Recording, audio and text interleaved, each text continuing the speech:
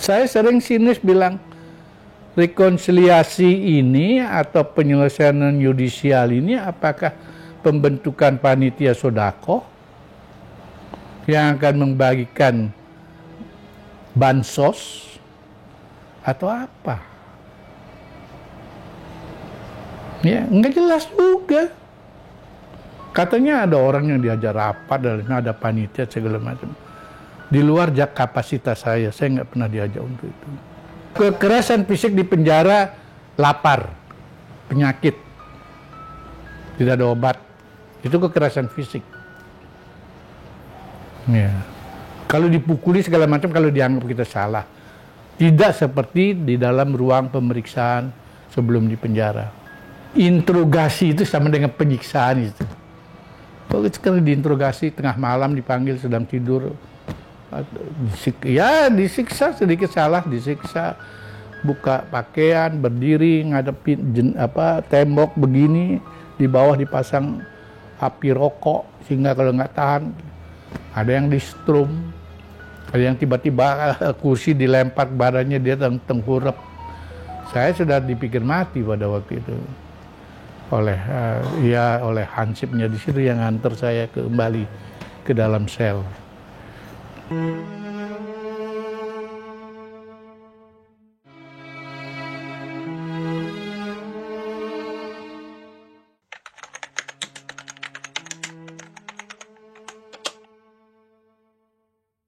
Ya, orang sering bertanya kepada saya, mengapa saya bergabung atau berkerumun di sekitar kegiatan Lekra.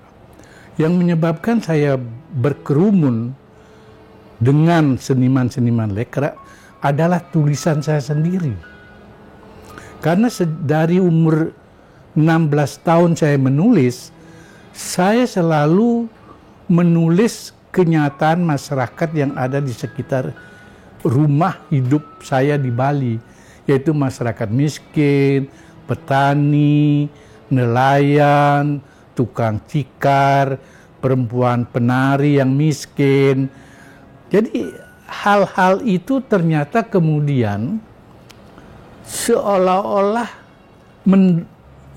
mendorong saya bertemu dengan seniman-seniman lain yang juga mengangkat masalah kehidupan sehari-hari masyarakat. Nah, jadi tidak ada orang yang mempertemukan saya dengan Lekra. Tulisan saya sendirilah yang mempertemukan saya dengan Lekra. Saya sebelum ketemu dengan Lekra, saya sudah menulis. Ya. Baik di tingkat lokal, di Bali maupun tingkat nasional.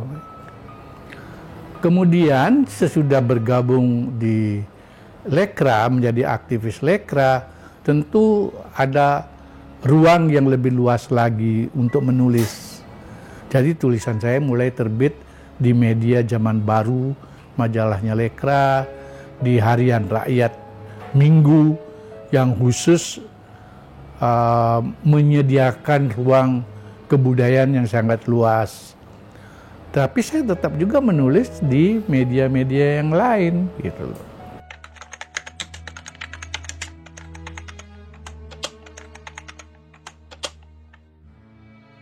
Novel saya yang pertama, yaitu saya tulis tahun 1962, adalah tentang kehidupan nelayan di Semarang dan di Klidang, daerah Pemalang. Gitu.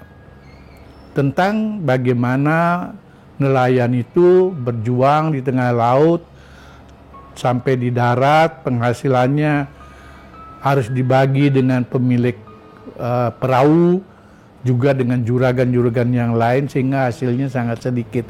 Jadi novel saya yang pertama, judulnya Buruan, mengisahkan tentang perlawanan dan perjuangan nelayan di pantai utara Jawa Tengah.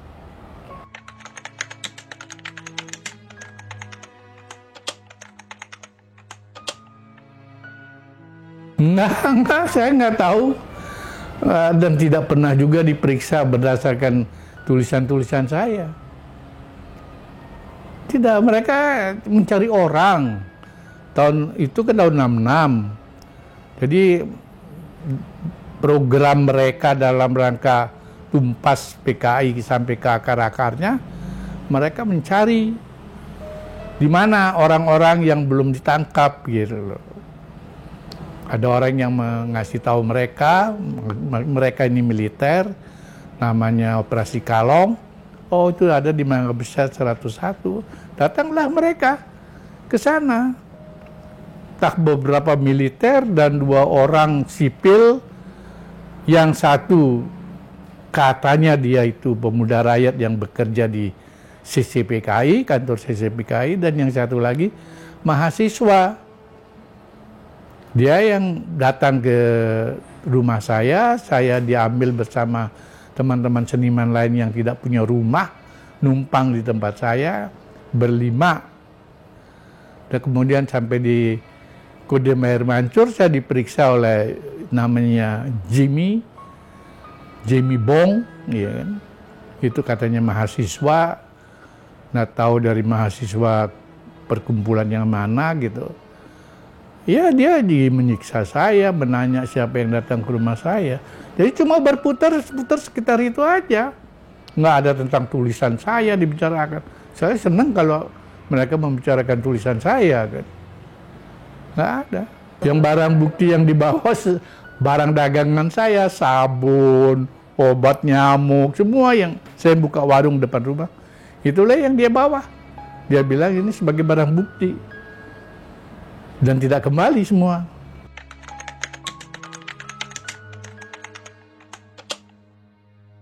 Ya, kita bingung karena tidak tahu akan diapakan. Apa yang akan terjadi 1 detik kemudian kita nggak tahu. Nggak ada prosedur pemberitahuan, tidak ada surat penangkapan, tidak ada tuduhan, tidak ada.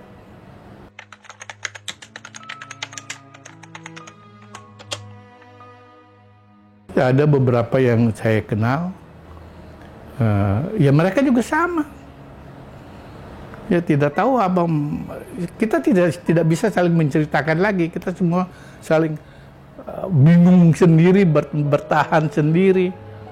Makanan kurang, nah makanan dibantu oleh teman yang punya keluarga mengirim makanan. Itulah yang menghidupkan kami. Andai kata kami para tahanan ini hanya makan ransum, baik di Kodim maupun di penjara, cuma 6 bulan tahan, matilah kalau tidak ada bantuan keluarga. Oleh karena itu penghormatan kepada keluarga tahanan yang mengirimkan makanan, pakaian, dan lain sebagainya kebutuhan hidup itu harus dijunjung tinggi. Dari sabun, sikat, pakaian, bolam, lampu di sel kalau mati, itu semua, sapu lidi, itu semua datangnya dari keluarga. Nggak ada yang dibiayai negara. Suatu waktu itu diambil, karena dianggap dia marah lah, entah ada apa di luar itu, dia ambil bolamnya, nggak kembali lagi. Setelah itu kita minta lagi kepada keluarga. Saya nggak ada keluarga, utang budi saya sangat besar kepada teman-teman tahanan, kepada keluarga-keluarga tahanan yang mengirim makanan. Waktu saya pulang, saya sedikit demi sedikit mencari, mengucapkan terima kasih kepada mereka. Tanpa mereka saya mati. Apalagi kalau sakit, tidak ada obat.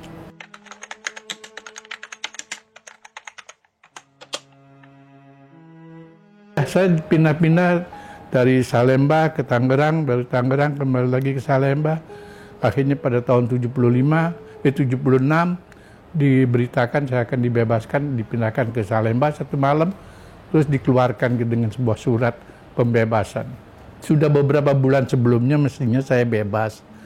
Tapi karena tidak ada keluarga saya yang menjamin, tahanan keluar dari penjara harus ada orang yang menjamin di luar. Nggak bisa saya keluar, kemana? Gitu. Akhirnya ada Bapak Hansip Bui yang bersedia mengakui saya sebagai keponakannya. Dialah yang ngambil saya dari Guntur, dibawa ke Tangerang ke rumahnya di tengah sawah. Saya tidur di gubuknya dia di tengah sawah.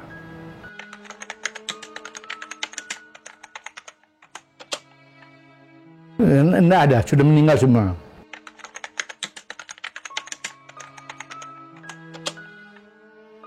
Secari kertas dan sepotong pensil itu bisa dianggap bom. Dan pasti ada hukumannya kalau ketahuan.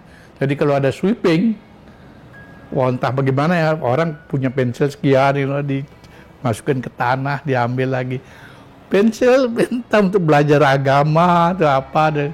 Kemudian ketika saya mulai belajar akupunktur, mendengarkan cerita akupunktur, saya menulis di kertas bungkus rokok Komodor waktu itu.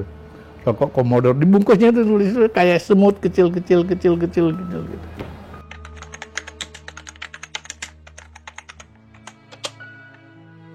Kebetulan dan keberuntungan pada tahun 69 kalau nggak salah, saya satu sel dengan seorang dokter, bukan tabib ya, seorang dokter Tionghoa yang menyelesaikan kuliah kedokterannya pada tahun 1939. Dia dikenal di Jakarta sebagai dokter cacing, tinggal di Mangga Besar Raya, karena setiap orang yang berobat ke rumah dia, tempat praktek dia, disuruh membawa kotorannya. Nanti diperiksa pakai stetoskop, dan hampir semua orang punya cacing, sehingga dia disebut dokter cacing. Beliau, Dr. Lee Chuan Sin, almarhum, belajar akupunktur di Korea Utara. Ketika saya satu sel dengan dia bertanya pada suatu hari kepada saya, "Putu, kamu mau nggak belajar totok?" Bukan belajar akupunktur. Artinya, menstimulasi, merangsang titik akupunktur dengan jari. Totok begini. Saya bilang, bagaimana dokter kita bisa belajar? Tidak ada buku, tidak ada pensil. Ye kan punya kepala katanya. Juga punya kepala. Jadi ya dengarkan saja omongan saya. Nah maka setiap pintu sel sudah ditutup, dia cerita. Nah, yang diceritakan apa? Bukan langsung ke titik totok itu. Orang ini hidup harus sehat. Kesehatan itu dibangun dari apa? Saya ingat dia istilahnya mamihang.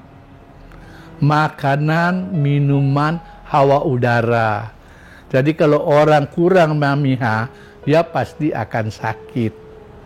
Nah, kalau orang itu sakit, dia menimbulkan gejala. Gejalanya ini antara lain badan kita jadi lemas, pusing dan sebagainya. Itu sebabnya karena kurang makan, kurang udara.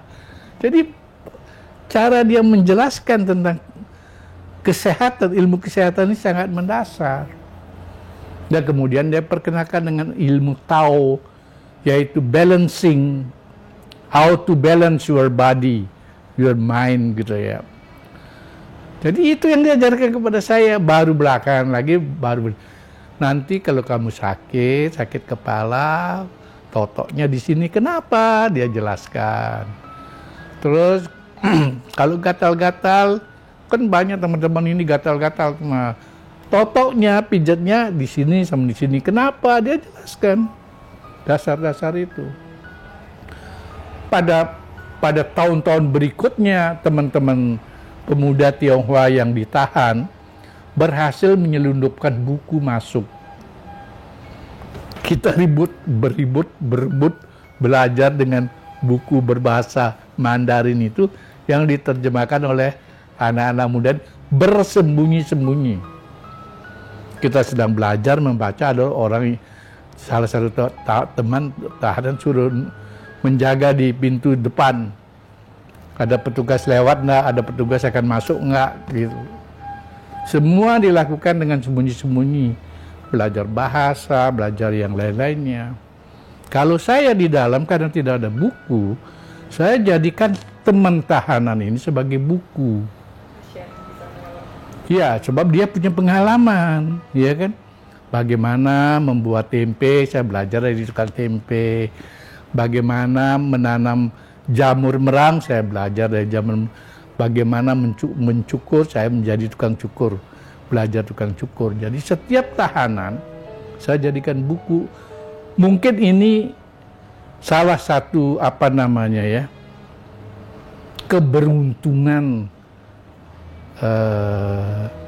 keberuntungan saya memahami kehidupan yang sangat susah. Tidak ada buku, kita sebagai intelektual tidak ada buku, sebagai pengarang tidak ada penulis, itu kan siksaan. Saya menulis puisi di langit, bengong begini. Orang bilang itu mulai gila, itu katanya Bung Homel sendiri. Saya menciptakan puisi untuk lagu yang sekarang dinyanyikan oleh Dialita. Ya, Pucuk Bambu namanya.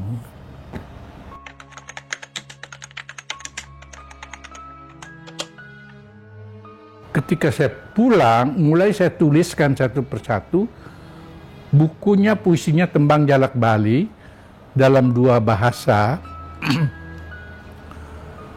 Tapi tidak bisa terbit di Indonesia. Terbit di Malaysia pada tahun 86.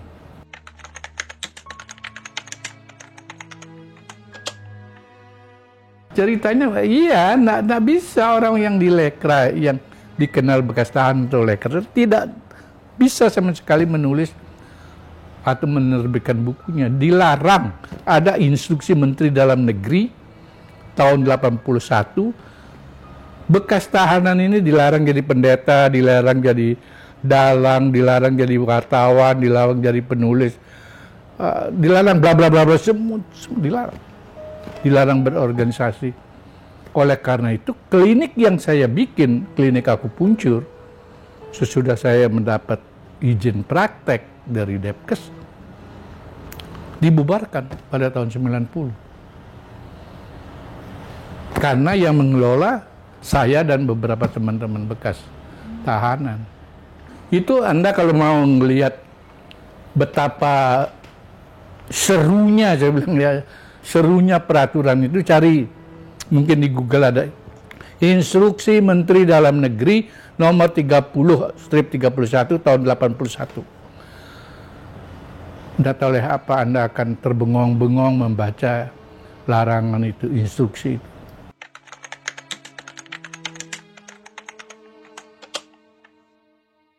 Tulisan saya di Kompas dimuat pada tahun 78. Sekali. Karena sudah itu dia katanya dia diteleponin, ini butuh ini tahanan. Kemudian saya nulis di Sinar Harapan pada tahun yang sama. Sekali aja terbit. Sudah itu nggak bisa lagi terbit. Nah, saya sebagai penulis, saya kan harus mencari media-media yang lain. Ada Femina, ada Kartini, ada Family dari Titi Said. Saya menulis di tempat-tempat itu. Karena saya mau membuktikan saya penulis. Orang bisa disebut penulis karena dia menulis, karena dia punya tulisan. Itu satu. Saya membuktikan eksistensi saya. Kedua, saya harus hidup. Harus punya penghasilan, jangan jadi pengemis negara. Ya. Saya praktek akupunktur, saya yang mengikuti ujian pembakuan akupunktur, saya lulus, kemudian minta izin praktek Dinas Kesehatan sejak tahun 78, sampai hari ini saya masih praktek. Untuk membuktikan kepada warga yang lain, kepada pemerintah, I'm human. Saya bukan kecoak. Ya. Itu, jadi, ya begitu, itu struggle for life lah. Nggak bisa berhenti struggle-nya. Orang juga struggle untuk bisa hidup. Ya kan, Ana juga kan struggle untuk bisa hidup. Kenapa saya tidak dibolehkan struggle? Kita harus lawan. Kita harus lawan.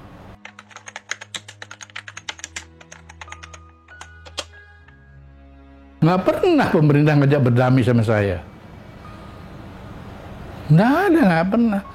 Saya pernah dipanggil oleh Komnas HAM untuk ditanya, memang pernah ditahan, ya.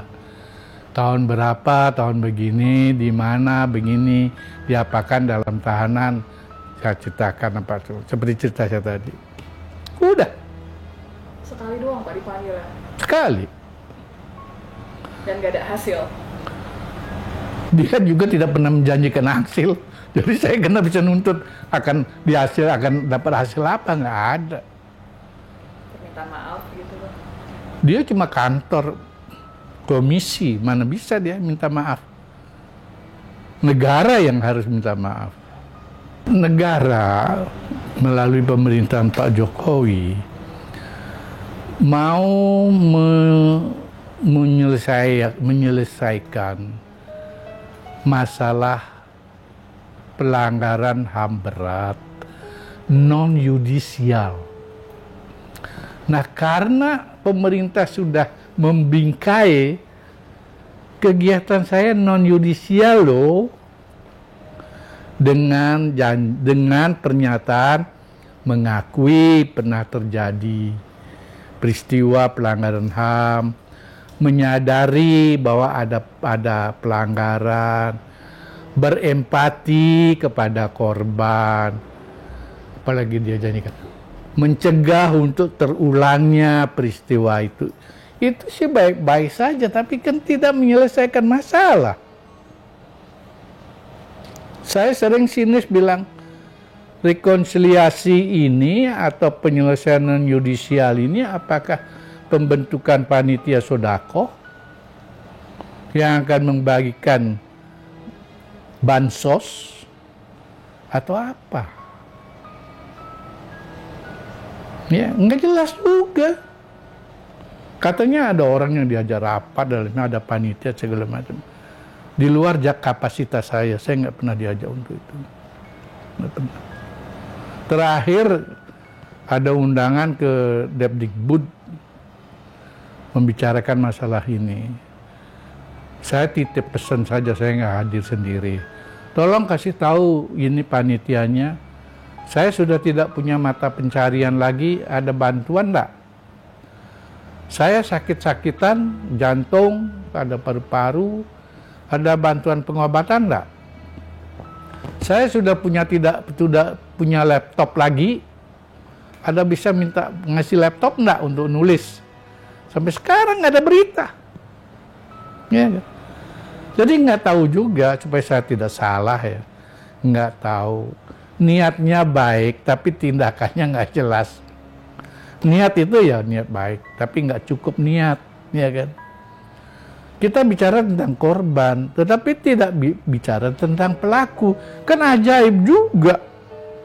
Ada korban, kok tidak ada pelaku? Katanya pelakunya sudah pada tidak ada. Karena pelakunya adalah Orde Baru, dan Orde Baru menurut Pak Mahmud sudah dirontokkan apa dirontokkan, dicek kata-kata itu yang dipakai. Tetapi kenapa peraturan-peraturan dan perundang-undangan yang dibikin oleh Orde Baru masih tetap nongkrong, tidak dicabut atau tidak digugurkan, dirontokkan sekalian dengan merontokkan pejabat-pejabat Orde Baru, ya kan? Nah, itu pertanyaan saya. Tolong sampaikan kalau Anda ada link sama Pak Mahmud MD. Ya, kenapa peraturan diskriminatif yang dibikin oleh Orba tidak dirontokkan? Ya, walaupun kekuasaan Soeharto personalnya dirontokkan, sistemnya belum.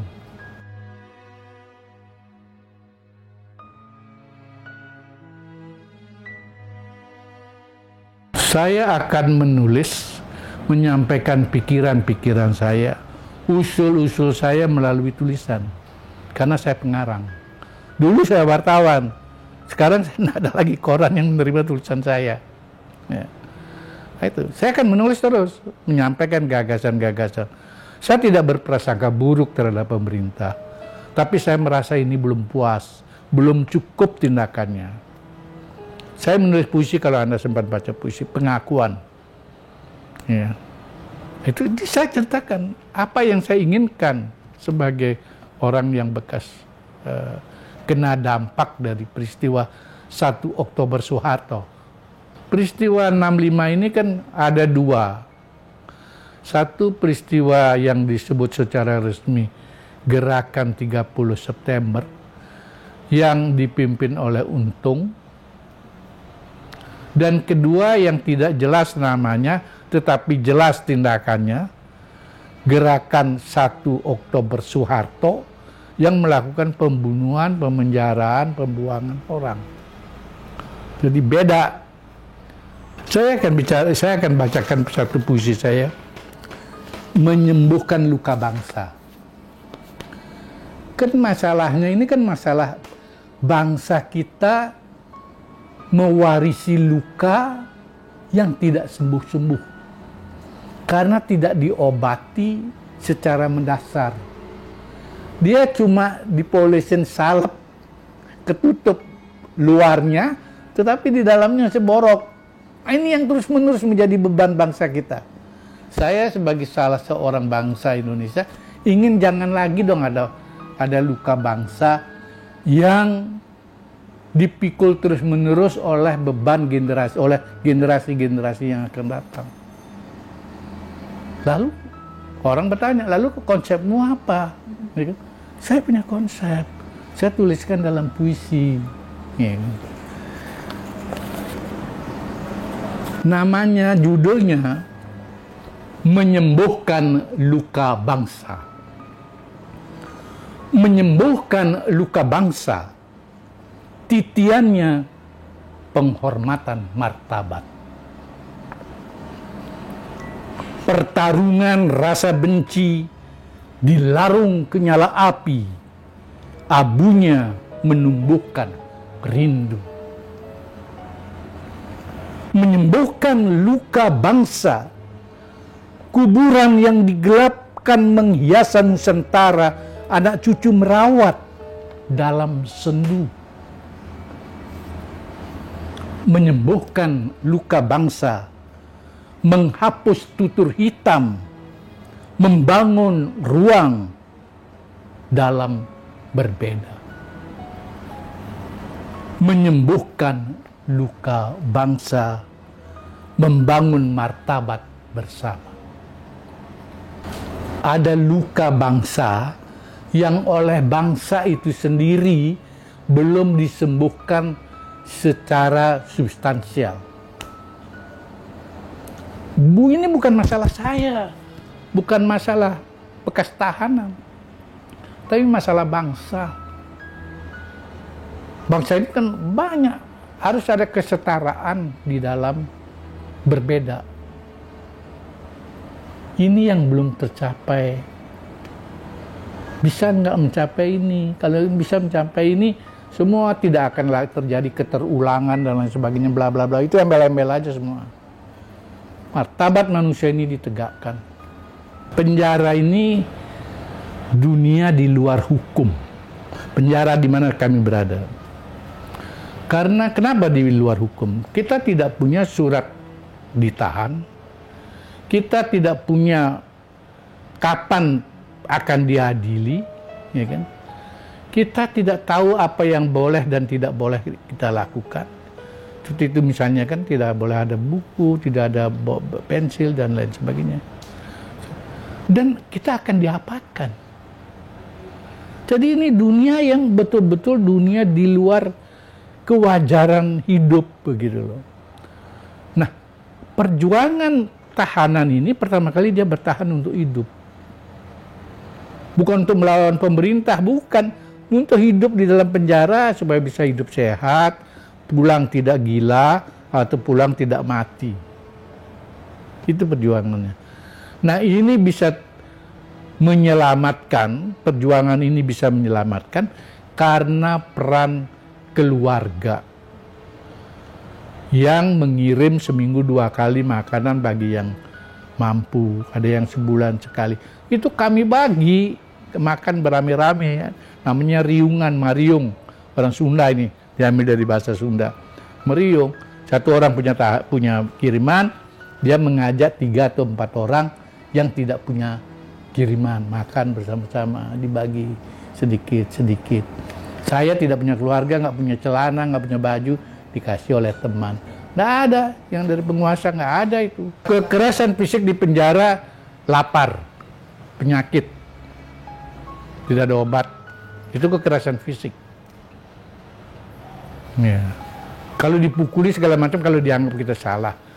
Tidak seperti di dalam ruang pemeriksaan sebelum di penjara. Interogasi itu sama dengan penyiksaan itu. Kalau sekarang diinterogasi tengah malam dipanggil sedang tidur, ya disiksa, sedikit salah disiksa, buka pakaian, berdiri ngadepin tembok begini, di bawah dipasang api rokok sehingga kalau nggak tahan ada yang di strum, ada yang tiba-tiba kursi dilempar badannya dia tengkurap. Saya sudah dipikir mati pada waktu itu oleh hansipnya di situ yang antar saya kembali ke dalam sel.